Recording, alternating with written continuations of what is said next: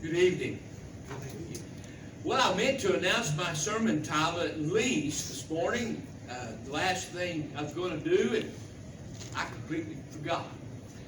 But that's okay. You're here. My sermon title is In Front of the Window. Can you think of what I'm going to talk about? Can you go to the exact person, the exact moment, and know?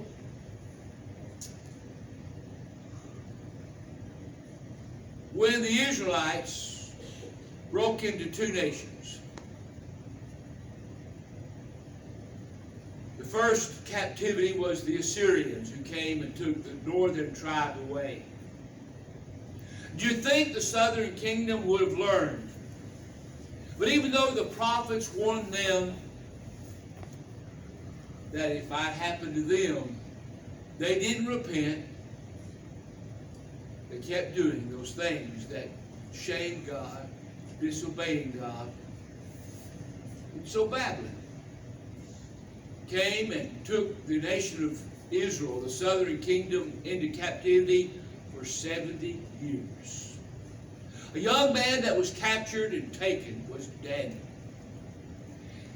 Daniel was used by God to be that person who would influence, and eventually Cyrus would allow the Israelites to return back to Jerusalem, and they would rebuild.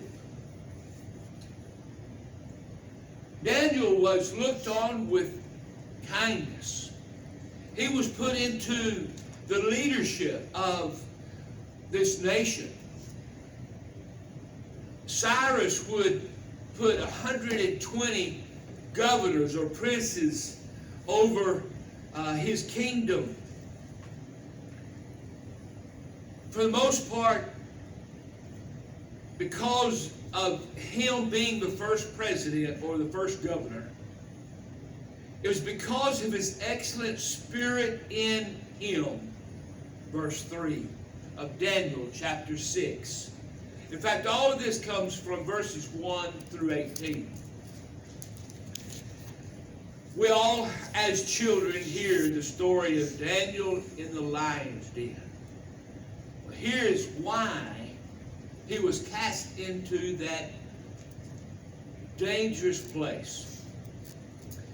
The other presidents or governors, princes, whatever title you want to call them, didn't like this arrangement because he was a foreigner. And we don't exactly know their motives, why they did what they did.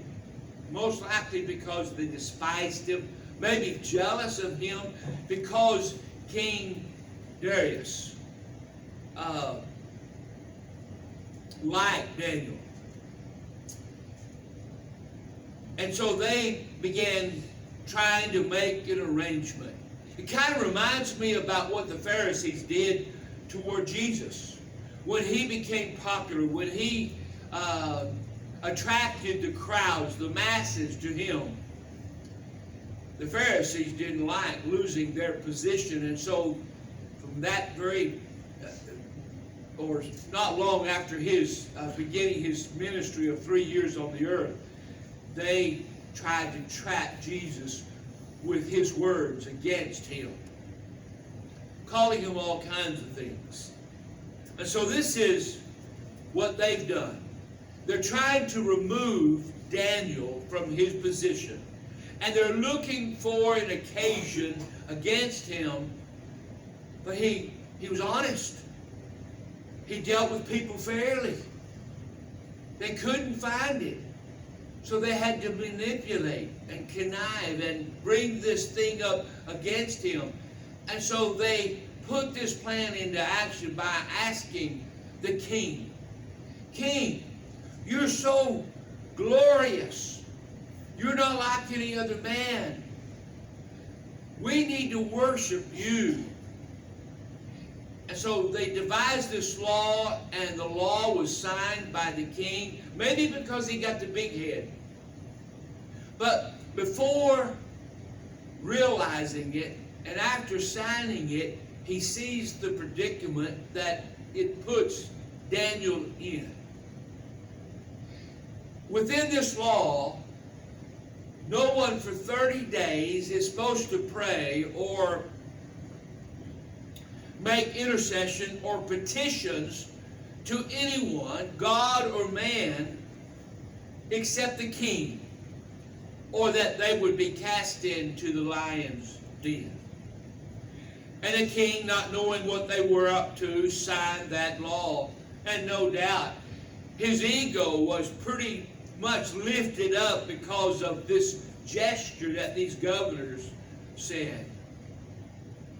Here's Daniel's reaction. He sees the law that they have passed. He knows the danger. What does he do? He goes home.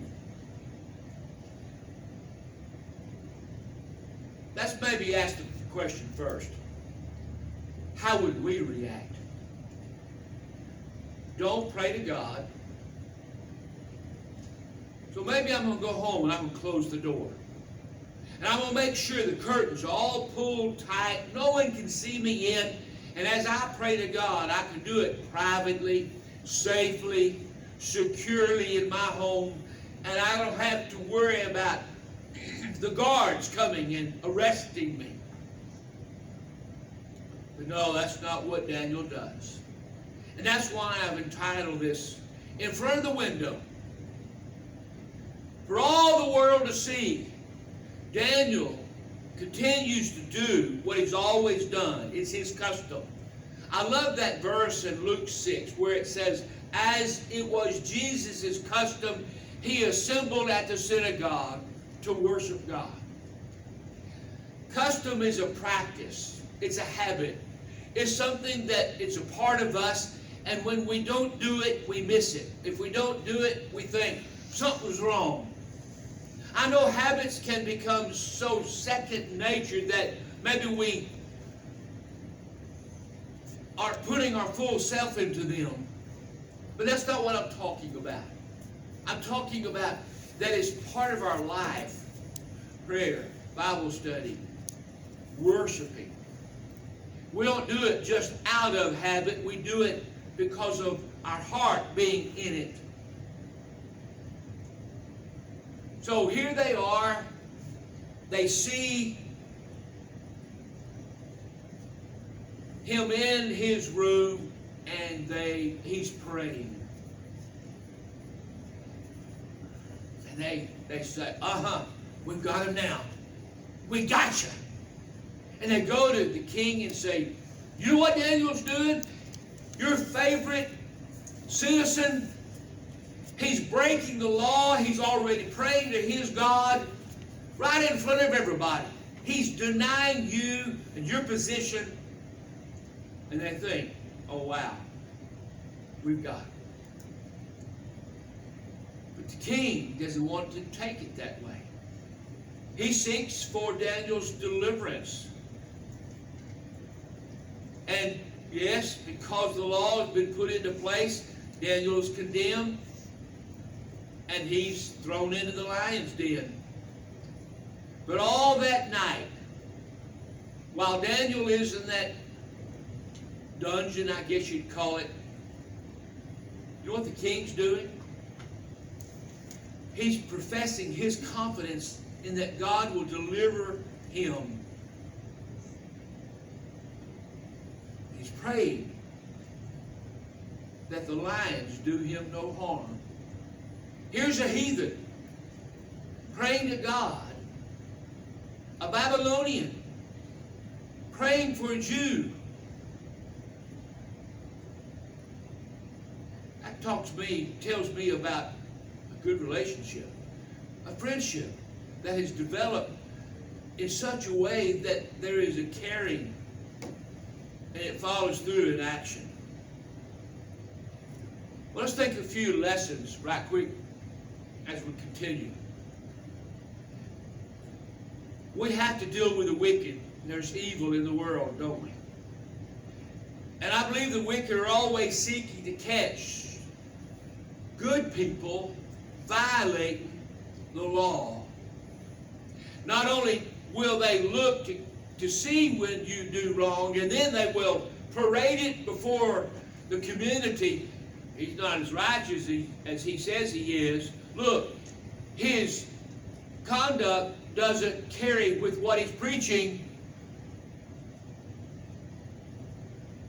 but they will look to you when you violate your conscience. And Psalms 37 verse 32 says, the wicked watches the righteous and seeks to slay him. There's nothing better than for some to see a preacher slip and fall. And those against truth will want to see an elder fall, because that somehow validates their life. It somehow says, my life isn't as bad. Look what he's done. And everything he's taught, everything he's preached, everything that he says right is now just thrown out the window because he sinned. Psalms 35 verse 21 says, yea, they opened their mouth wide against me and said, aha, aha, our eye has seen it. Anybody in leadership in the church, I believe that's why there's such requirements for men who are put in as elders. They've proven themselves. They've been tested. They're mature. And you see that they're firm in their stand, in their faith. Secondly, I think we should think a thing through before we act on it. Proverbs 16:20 says, he that handles a matter wisely shall find good, and whoever trusts in the Lord, happy is he. Proverbs 25 verse 2, it is the glory of God to conceal a thing, but the honor of a king is to search out a matter. And no matter what, this lesson, we must trust in God even in the most desperate times when it seems like the majority are against us. Psalm 91 verse 2 says, I will say of Jehovah, he is my refuge. He is my fortress, in whom I trust. Well, from Daniel 6:18, we look at the response of this king and his anticipation through the night. He doesn't listen to any music. He doesn't sleep. He fasts all night. What king have you ever heard of doing these things? There's a purpose behind him in his mind. He's thinking about Daniel. He's with Daniel in that lion's den. He feels the danger that Daniel's feeling. And when morning comes, he goes to inspect. He can't hardly wait. He rushes to that den. He cries out with a voice, Daniel, are you okay? Daniel, has God delivered you from the lions?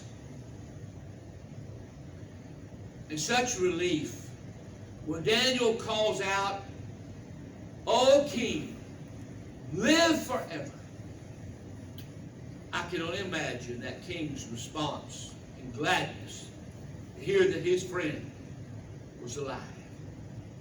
Daniel said that God had sent an angel, that he had shut the mouths of those lions, and he pronounces his innocence and tells the king that he's done nothing to hurt him. And of course the king says, bring Daniel out of the den, bring him to safety, and sees that he's not hurt.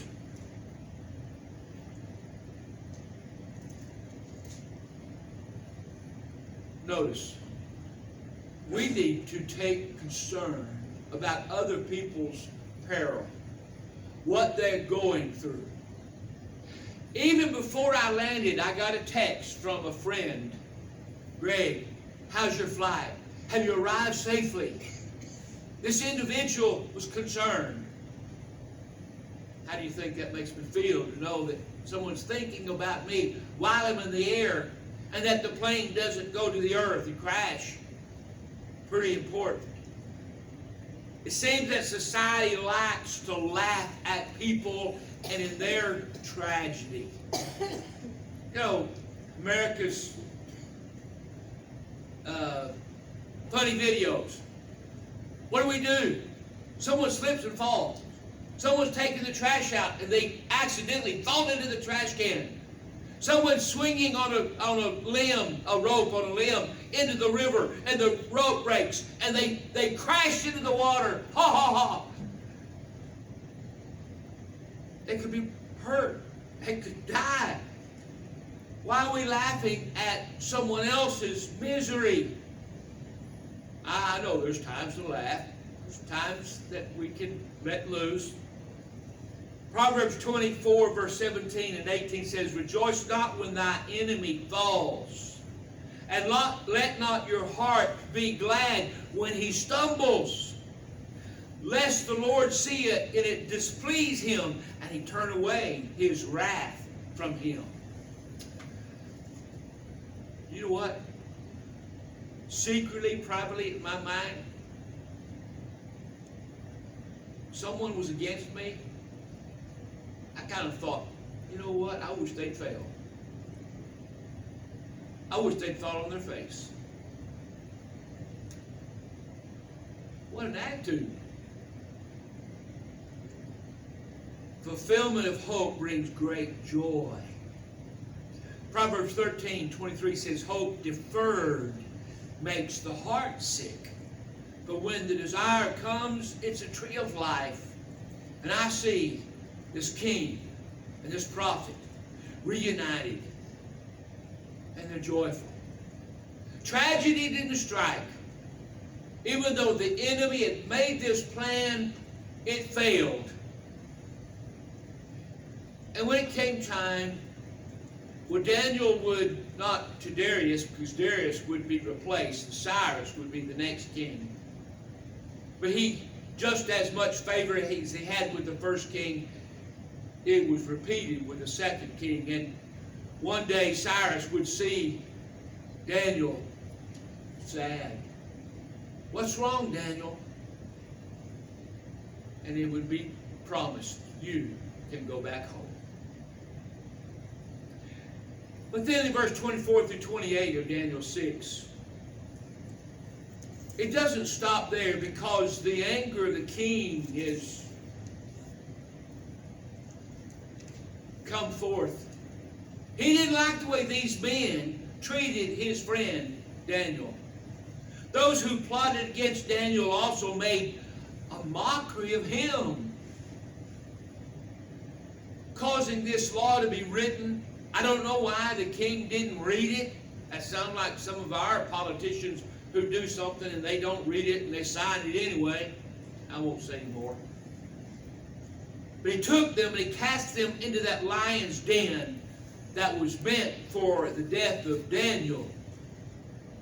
But not only them, but their families. Sometimes that just bothers me. When Achan and his family were punished because of Achan's sin, I would think, well, at least let his family live. But that's God's actions. And it demonstrated the king's wrath against those who had manipulated the system for their own purposes. And then he makes a proclamation. And he decrees that men will tremble not before him. Remember Revelation and how the Roman Caesar demanded worship of him as God and burn incense, and the Christians, faithful Christians, couldn't compromise. But here's the decree. You will not worship me or any other man. You will worship the God that Daniel worships. The living God, This is the God whose kingdom shall never be destroyed. This is the God who delivers and rescues. This is the God who works signs and wonders. Maybe some more lessons. If we are like those men who trapped, manipulated Daniel, if we are evil, we should expect the same treatment from our government. Romans 13, verse 3 and 4. For rulers are not a terror to good works, but to the evil. Wilt thou then not be afraid of the power? Do that which is good, and you shall have the praise from that government. For he is the minister of God to thee for good. But if thou do which is evil, be afraid. For he bears not the sword in vain, for he is the minister of God, a revenger to execute wrath upon him that doeth evil. I'm glad our government is in place. I'm glad there is a system to punish the criminal, the murderer, and to take them off the streets. It makes our streets, our homes, safer when it works. I think another lesson is there's no reason not to believe in God. Here's a king, a Babylonian king, a heathen, and seeing the faithfulness and steady walk of Daniel, he says there is a God. Romans 1 verse 20 says, for the invisible things of him from the creation of the world are clearly seen, being understood by things that are made, even his eternal power in Godhead, so that they are without excuse. When's the last time you attempted to convince an atheist or an agnostic? Atheist, there's no God. Agnostic, I don't know if there is or isn't a God.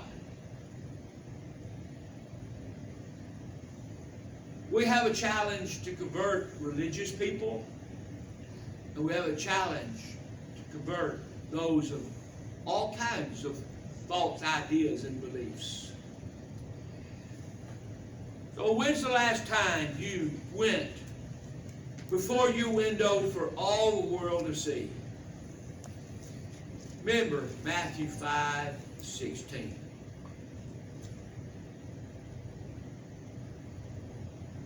Let your light so shine before men, that they may see your good works and glorify your Father which is in heaven.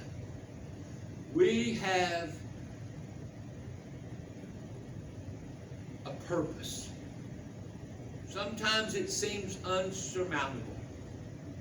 Sometimes it seems impossible. But there's those individuals out there we can help to look up and to see that there is a living God, and teach them the truth about the church, about the one Lord, and about eternity in heaven, where they can have a hope that you and I have. Let's take notice of those individuals. We know we've marked them. Maybe I can teach this one.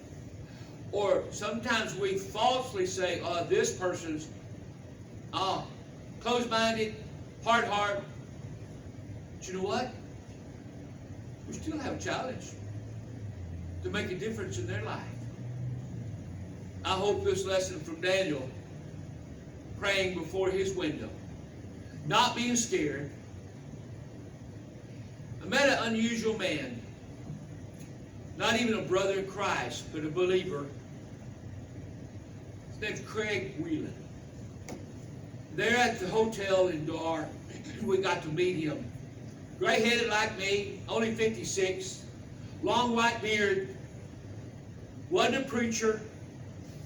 Several years ago, he had a motorcycle wreck at 120 miles an hour. Survived. And it changed his life. Now he's in Africa with his own retirement money buying motorcycles for preachers to go out into the bush to preach the gospel. He's making a difference. In some ways, I felt ashamed. Not doing as much as he was doing. But I know he needs to be brought to the truth. And we're Facebook friends and we're talking about matters. One day I asked him, "What are you doing?" He says, "I'm digging into the Word. You and Justin caused me to think about some things." It's wonderful to get someone's attention and to see they're beginning to look at truth. Maybe for the first time. In fact, he told us, "You've made me to think about some things I previously thought, and I know they were wrong." So pray for Gregg. And again, pray for Alois. Pray for the new students that will be coming in to Talawanda School of Preaching. Next Sunday night, as requested by the elders, I plan to have a PowerPoint about not only this trip, but from past trips, and show you some. And this time, with these monitors, I'll be able to show you some pictures that you really can see. With the projector on the wall, that didn't do it justice.